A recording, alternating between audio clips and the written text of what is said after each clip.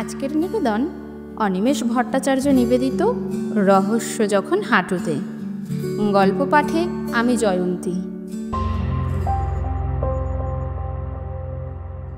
কলেজে উঠে থেকেই আমার খুব ভালো বন্ধু হয়ে গেছিল চন্দন। তাই সোশিওলজির প্রজেক্টে আমাদের যখন একটা গ্রাম নিয়ে রিপোর্ট করতে বলা হলো, তখন স্বভাবতই চন্দনের গ্রাম ভালোকুঠিরের কথাই প্রথম মাথাতে এলো। ওর কাকা কাকিমা থাকেন সেখানে। তো সেকেন্ড ইয়ারের শেষ দিকে ব্যাগপত্র গুছিয়ে আমরা বেরিয়ে পড়লাম। আগস্ট মাস, রাত্রি 8টা নাগাদ যখন ভুবনদার ভটভটি থেকে নামছি, চারিদিক বেশ ঘন অন্ধকার। বেলার দিকে বোধহয় হালকা বৃষ্টি হয়েছে। রাস্তাঘাট ভিজে আর ঝিঝি ডাকছে। ঠিক হলো পরের দিন সকালে গ্রামটা ঘুরে দেখব। সকালের গ্রামটা অপরূপ সুন্দর। মাটির রাস্তা, কাকর বিছানো, চাষি, কাঠের মিস্ত্রি, কামার সবাই নিজের নিজের কাজে আস্তে আস্তে মজে যাচ্ছে রোজকার মতো। আমার ছোট্ট ডায়েরিতে সব টুকে রাখছিলাম, প্রজেক্টে লাগবে। চাষিদের মধ্যেই একজন হলেন সমীর জেঠু। সোমনাথবাবু অর্থাৎ চন্দনের কাকুর জমি দেখাশোনা করেন। এরা মূলত ভাগ চাষি, কিন্তু সমীরবাবু বিগত 20 বছর ধরে জমির দায়িত্বে। কামারশালের শ্যাম কামারের ছেলে লক্ষণ চন্দনের বাল্যবন্ধু। ওখানেই দেখা হয়ে গেল। বেশ আড্ডা হলো তিনজনে মিলে। খুব মজার ছেলে। আমার আবার রাত জেগে বই পড়া লেখালেখির শখ আছে বলে আমাকে আলাদা ঘর দেওয়া হয়েছে। দুপুরে মাগুর মাছের ঝোল দিয়ে ভাত খেয়ে সেই ঘরে বসে সোমনাথ কাকুর মেয়ে রিঙ্কির সাথে খেলা করছিলাম। রিঙ্কি এবার ক্লাস 3 হলো। তখনই চন্দন এসে বলল, শোন না, আমাকে একটু বেরোতে হবে বুঝলি, সাইথিয়া যাব কাকার একটা ওষুধ আনতে। তুই থাক, আমি সন্ধ্যের মধ্যে ফিরে আসব, কেমন? বলে রিঙ্কির গাল টিপে চন্দন বেরিয়ে গেল। আমিও মাথা নেড়ে হ্যাঁ বলে ফের পেন পেন্সিল নিয়ে বসলাম। রিঙ্কিকে মজার মজার কার্টুন এঁকে দিচ্ছিলাম। বাচ্চাটা বেশ আনন্দ পাচ্ছিল। ঘরে পুরনো কাগজপত্র ডাই করে রাখা আছে এক কোণে। এদিকে আমার কাছে রাফ কাগজও অত নেই। তাই ভাবলাম ওই পুরনো কাগজেই লেখাটা কন্টিনিউ করি। তাতে কোনোটা 1998-এর সংবাদপত্র, কোনোটা আবার পুরনো মুদিখানার খাতা, এইসব। রিঙ্কিও আমার দেখা দেখি একটা পুরনো ছোটদের রামায়ণ টেনে বের করে আনলো। সেটাতে অলরেডি ছবি লেখা সবই আছে। ওকে আর কি করে বোঝাবো সেটা? যাই হোক, সে বেচারা। দাদা, এটাতে একটা হনুমান আঁকো বলেই চলল। আমি বাধ্য হয়ে বইটা খুলতে গিয়ে দেখি একটা জায়গায় পেজ মার্ক করা আছে এক টুকরো ছেঁড়া কাগজ দিয়ে। ওই জায়গাটায় হনুমানের লঙ্কা দহনের ঘটনাটা বর্ণিত হয়েছে। পুরোটাই আমার পড়া। ওটাকে বন্ধ করে রাখতে গিয়ে পেজ মার্ক দেওয়া কাগজটাই চোখ গেল। সেটাতে আবার উল্টো পিঠে কী সব লেখা রয়েছে। পায়ের তলায় জমি, শক্ত লাঠি হাত, তারিফ করেন তিনি, কাস্তে চাঁদের রাত, লঙ্কা দহন করল বাজি মাত, ঘরের মধ্যে ঘর, ধারালো চাই ধাতু, রইল পড়ে সোনাই মোড়া হাঁটু। আমি তো এসবের মাথা মুন্ডু কিচ্ছু বুঝলাম না। এমনিতেই বেশ ঘুম পাচ্ছিল। রিঙ্কিকে তার মায়ের কাছে পাঠিয়ে দিয়ে দুপুরের ভাত ঘুমের আয়োজন করলাম। ঘড়িতে ঢং করে 2:30টার ঘন্টা পড়ল। চন্দন ফিরল সেই রাত করে, চোখ মুখ শুকনো। শুতে যাওয়ার আগে জিজ্ঞাসা করলাম, এত রাত করলি চাদু? ফেরার সময় বাস মিস করলাম আর কি, ব্রেক জার্নি করতে হলো ভাই। বলতে বলতে নিজের ঘরে গিয়ে গুড নাইট বলে শুয়ে পড়ল। আমিও নিজের ঘরে গিয়ে ডায়েরিটা খুলে বসলাম। আজকের একটা খসড়া রিপোর্ট বানিয়ে রাখি এই বেলায়। তারপর রামায়ণটা একবার পড়ব। পুরনো বইয়ের গন্ধটাই আলাদা হয়। আগাগোড়াই রহস্যে মোড়া গ্রামটা। গরুর হাম্বা ডাকেও একটা আবছা সতর্কতা আছে। কিন্তু আসল চমক লাগানো ব্যাপারটা রাত্রে শুতে যাওয়ার আগে আবিষ্কার করলাম। ডায়েরি বন্ধ করার পর প্রায় ঘণ্টাখানেক ধরে রামায়ণটা নাড়াচাড়া করছিলাম। বলা ভালো ওই বিদঘুটে ছড়াটা নিয়ে। জানালা দিয়ে পুকুরের মাথায় এক ফালি চাঁদ দেখেই কাস্তে কথাটার মিল পাই, কিন্তু তার বেশি কিছু মানে বের করতে পারলাম না। বাধ্য হয়ে বেজার মুখে 1:30টা নাগাদ লাইট নিভিয়ে শুতে গেলাম। খানিকক্ষণ ছটফট করে ঘুমটা এসেই ছিল। ঠিক তখনই বিছানার তলা থেকে ঠক ঠক শব্দ। আমি এক ধাক্কায় ভয় পেয়ে লাফিয়ে উঠলাম। জানালার বাইরে কালো রাত নির্লিপ্ত, কোনো হেলদোল নেই। মৃদু বাতাসে তালগাছের পাতা খড়খড় করছে। এদিকে ঘরের ভিতর থেকে ক্রমাগত অদ্ভুত শব্দ।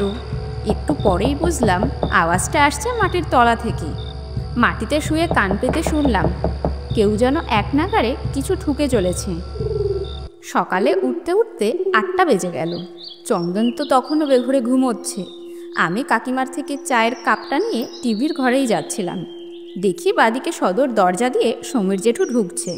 আমাকে দেখে সহাস্যে বলে উঠল, কি কেশববাবু, এত তাড়াতাড়ি উঠে পড়লে?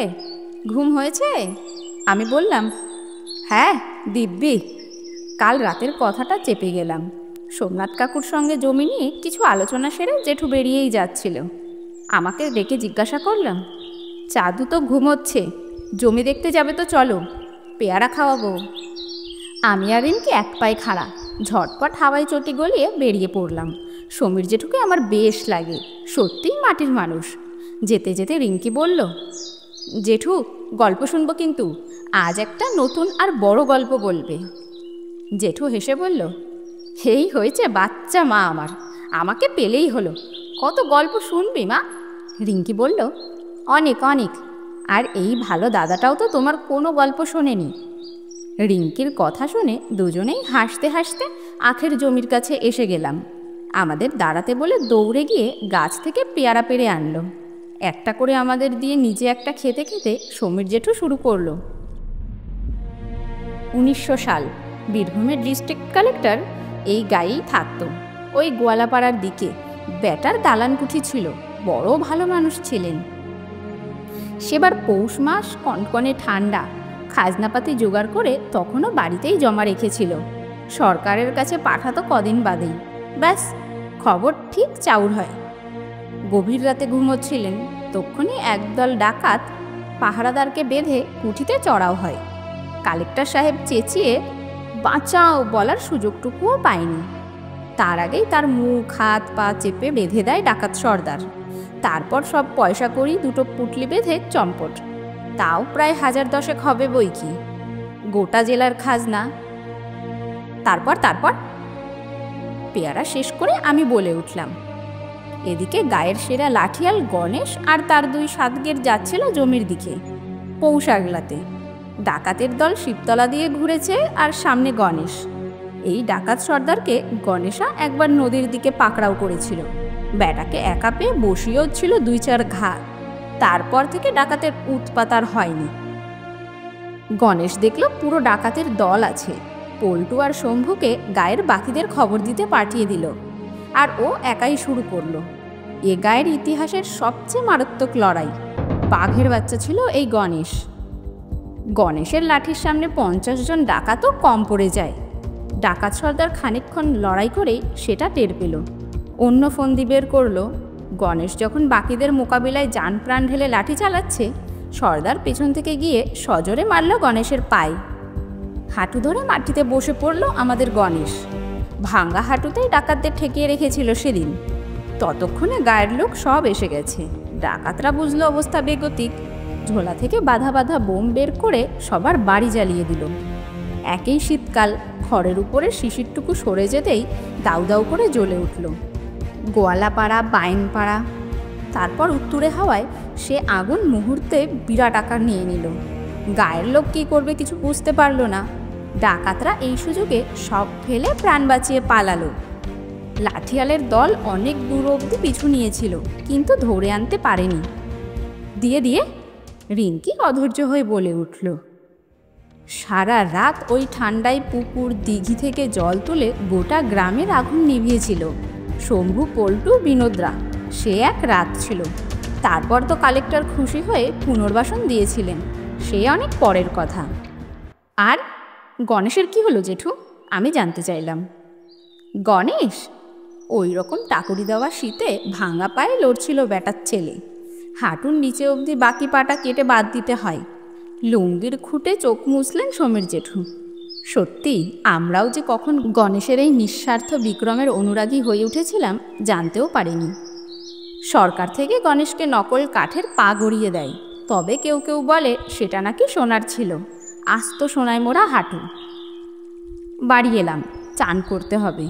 চন্দন চান সেরে উঠোনে বসেই ছিল। নারকেল তেলের খোঁজ করার ফিকিরে ওর কাছে গেলাম, সব খুলে বললাম। শুনে টুনে চন্দনেরও চোখ কপালে।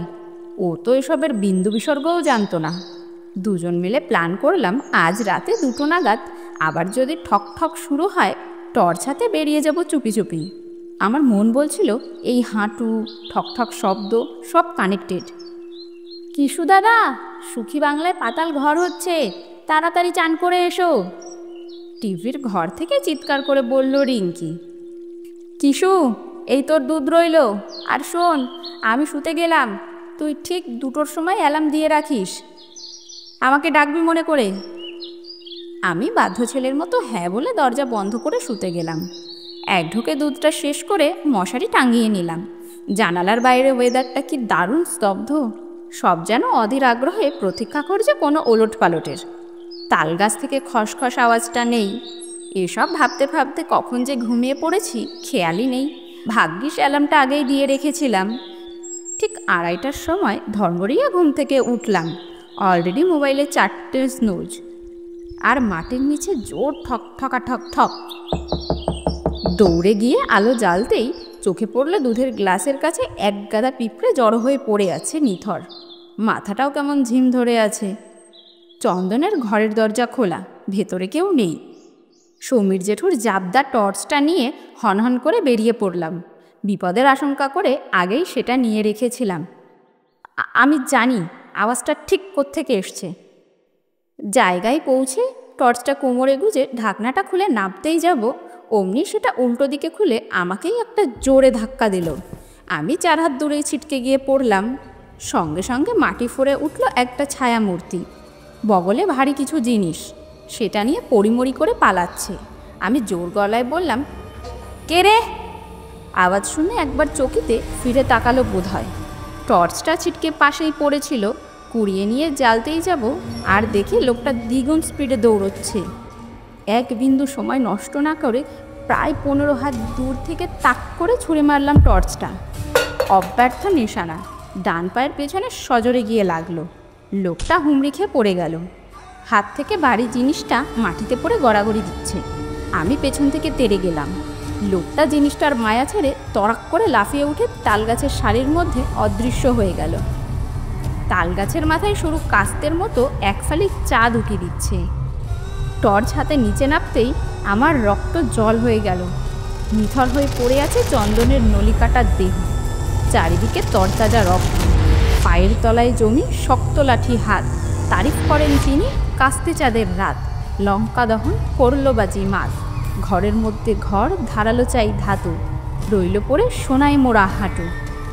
আচমকাই সংকেতটা খুঁজে পাই একটা পুরনো রামায়ণ বইয়ে।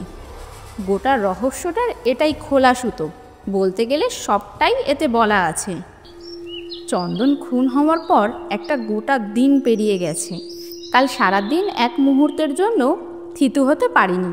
পুলিশ চলে যাবার পর গোটা বাড়ি তোলপাড় করে খুঁজে বের করেছি আসল রহস্যটা। তাকিয়ে দেখি এক রিঙ্কি বাদে সবাই একাগ্রভাবে আমার দিকে চেয়ে। ইন্সপেক্টর মৈত্র, সমীর জেঠু, কাকু কাকিমা আর চন্দনের মা পূর্বা আন্টি। টিভির টেবিলে রাখা বোতল থেকে এক ঢোক জল খেয়ে আবারও শুরু করলাম। পায়ের তলায় জমি শক্ত লাঠি হাত, গণেশের সেই গল্পটা, কনকনে শীতের বিভীষিকাময় একটা অধ্যায়। প্রায় 120 বছর আগে এক রাতের ইতিহাস, গোটা গ্রাম পুড়ে ছারখার হওয়ার ইতিহাস, ভালকুঠির লঙ্কা দহন।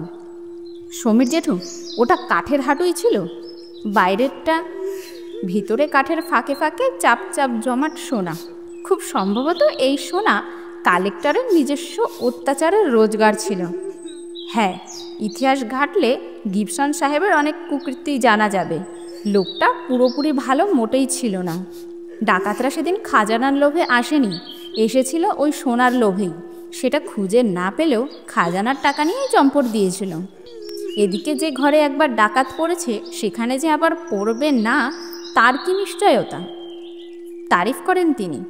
কালেক্টর তারিফ করার ছুতোয় উপহারের মধ্যেই সব সোনা গলিয়ে ভরা করিয়েছিলেন। হয়তো প্ল্যান ছিল ইংল্যান্ড ফিরে যাওয়ার আগে নতুন হাঁটুর বদলে ওটা নিয়ে নেওয়ার।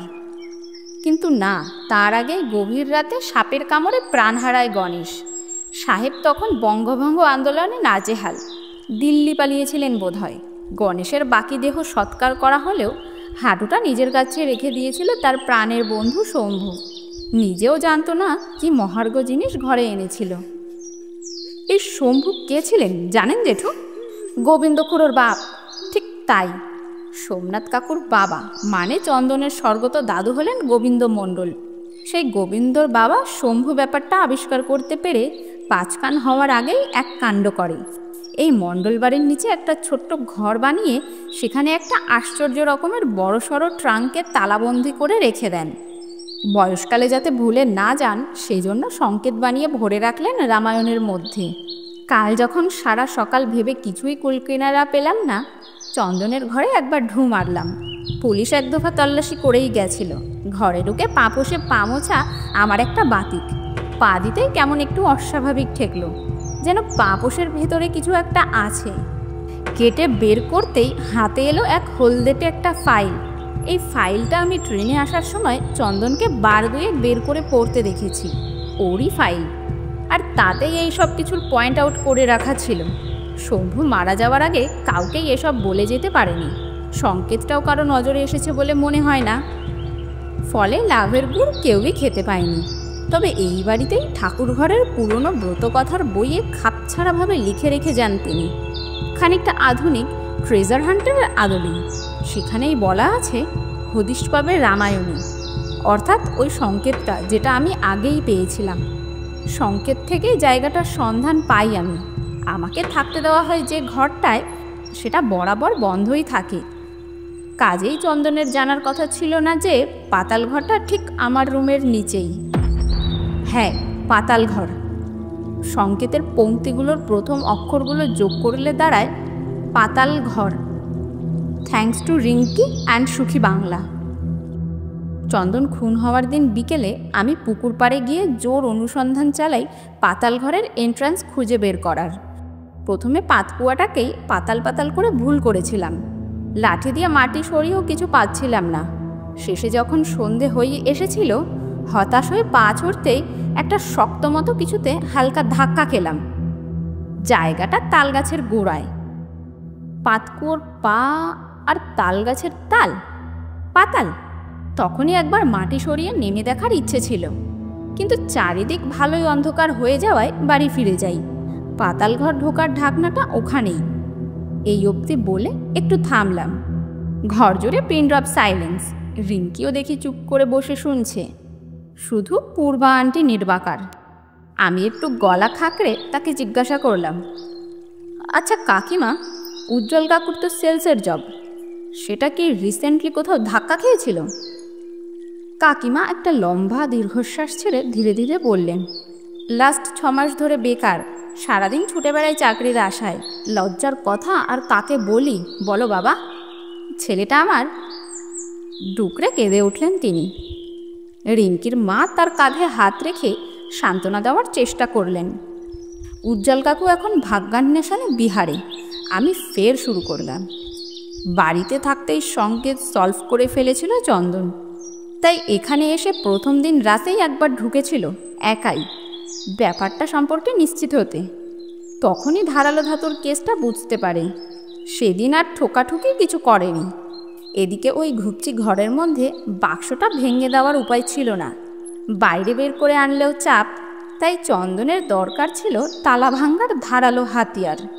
এই ব্যাপারটা মাথায় স্ট্রাইক করলো গতকাল বিকেলে। হাই রোড দিয়ে হাঁটছিলাম, ভুবনদা বাড়ি ফিরছিল। আমাকে দেখে চুপি চুপি বলল ভটভটিতে উঠে পড়তে। মনে আছে রিঙ্কি, যেদিন তোকে ছবি এঁকে দিচ্ছিলাম দুপুরে, চন্দন কোথায় গেছিল বলেছিল? ওই তো বাবার ওষুধ আনতে, কিন্তু বাবার তো শরীর খারাপ করেনি সেদিন। ঠিক তাই, আর কাকুকে বলে গেছিল আমার জন্য প্রজেক্টের ফাইলপত্র আনতে যাচ্ছে। আসলে সেদিন ও লাভপুরের কামারশালে গেছিল তালা ভাঙার অস্ত্র বানাতে। ভুবনদা লাভপুর প্রায়ই যায় তার ভাইয়ের কাঠের ব্যবসায় কাঁচামাল আনতে। বাস স্ট্যান্ডের লাগোয়া কামারশাল থেকে চন্দনকে বেরোতে দেখে সেদিন। আমি একটু দম নিয়ে আবারও শুরু করলাম। চন্দন খুন হতো না আমি ঠিক সময় পৌঁছতে পারলে। মুশকিল করলো চন্দন নিজেই, আমার দুধে ঘুমের ওষুধ মিশিয়ে। আমার ঘুম ভাঙতে ভাঙতে যা হওয়ার হয়ে গেছিল। যেই মুহূর্তে ট্রাঙ্ক খুলে হাঁটু বের করলো, অমনি নিজের হাতে বানানো ধারালো ছুরি দিয়ে চন্দনকে খুন করলো লক্ষণ। হ্যাঁ লক্ষণ, সে ছাড়া লাভপুরে কামারশালের হদিশ কে দেবে? ইন্সপেক্টর মৈত্র অলরেডি লোক লাগিয়ে জানতে পেরেছেন সেদিন ওই কামারশালে চন্দনের সঙ্গে সেও ছিল। ভুবনদার চোখে পড়েনি। তাছাড়া ছুরিটা চন্দনের বডির পাশেই পড়েছিল, হাতের ছাপ পাওয়া গেছে। ওই ছোটবেলায় ভালো বন্ধু ছিল, চন্দনকে বিশ্বাস করেছিল। লোভ কি ভয়ানক রোগ! আজ ভোরের বাসে লক্ষণ ধরা পড়েছে। সাইথিয়া থেকে আজিমগঞ্জ এক্সপ্রেস ধরার তালে ছিল। কাছে পিঠে সব জায়গার পুলিশ স্টেশনেই কাল রাত্রে অ্যালার্ট দিয়ে রেখেছিলেন মিস্টার মৈত্র। আমার পৌঁছতে আরেকটু দেরি হলে লক্ষণকে ধরা হয়তো অসম্ভব হয়ে যেত। সেই সঙ্গে গণেশের হাঁটু, যেটা আপাতত পুলিশের জিম্মায়। হায় রে চন্দন, ঘুমের ওষুধটা না মেশালেই পারতি। সেদিন দুপুরেই খেয়ে দিয়ে বাড়ির উদ্দেশ্যে বেরিয়ে পড়লাম। এসেছিলাম প্রিয় বন্ধুর সঙ্গে কত মজা করতে, আর ফিরছি বন্ধুহারা হয়ে।